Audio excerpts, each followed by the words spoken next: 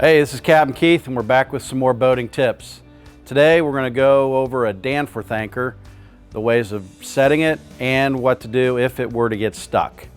I've got a Danforth anchor right here. You can see it's different configuration than the plow. These flukes are what's going to dig into the ground. So when you set this anchor in the water, she's going to drop in.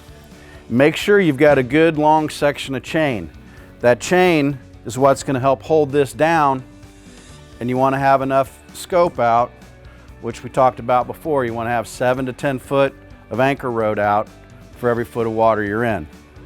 That's going to allow a nice curve to this line, so if the bow's bouncing up and down, it's not going to be pulling the anchor up. Once you have enough anchor scope out, anchor rode, you need to set this anchor just like you did the plow. You're going to tie it off or you'll pull it. When you're pulling back on this, these flukes are going to be digging into the sand, into the ground, or what have you. When it's time to leave and you retrieve your anchor, you just start pulling your anchor line in. As you get on top of this, it should lift up and come up out of the ground just like that.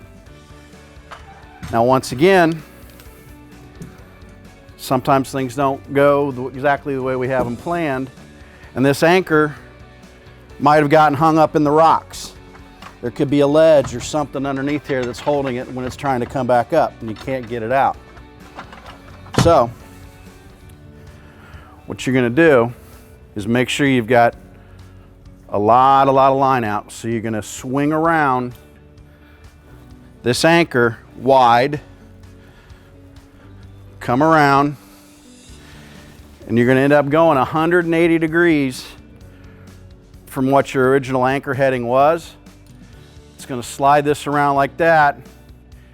It'll pull the anchor out backwards and spin around, and then you should be able to retrieve it. If that doesn't work and it stays stuck, don't mess with it. Cut the anchor line, go back and get it another day.